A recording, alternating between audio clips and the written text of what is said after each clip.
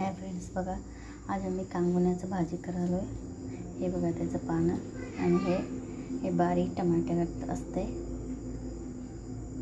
त्याला कांगुणे म्हणतात। आज आम्ही कांगुण्याचं भाजी करालो आहे। हे थायरॉइड कोण असते त्यांनाच हे भाजी चांगलं असते, त्यांनी खायचं। ही भाजी आठवड्यातनं एकदा खाल्लं तर बी चालते। त्याच्यासाठी इथं जरा मिरची, हिरवी मिरची आणि लसूण जरा चेचून घेतो। आता चला तर मग फोडणी देऊ। तवा ठेवलो, तवा तापायला ठेवले, त्यात तेल घालू तर आपलं तेल तापले, जरा जिरं घालू,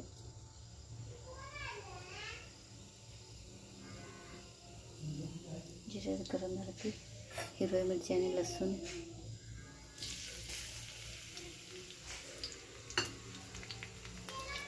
चला आपलं लसूण लाल झालंय। आता हे कांगुण्याची भाजी घालू,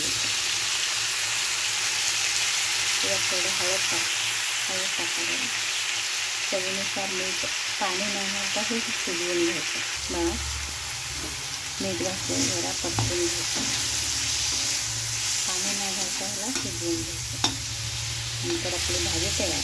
तर असं दिसते भाजी, या सगळे ह्याला भाकरी संगत खायचं छान लागतं।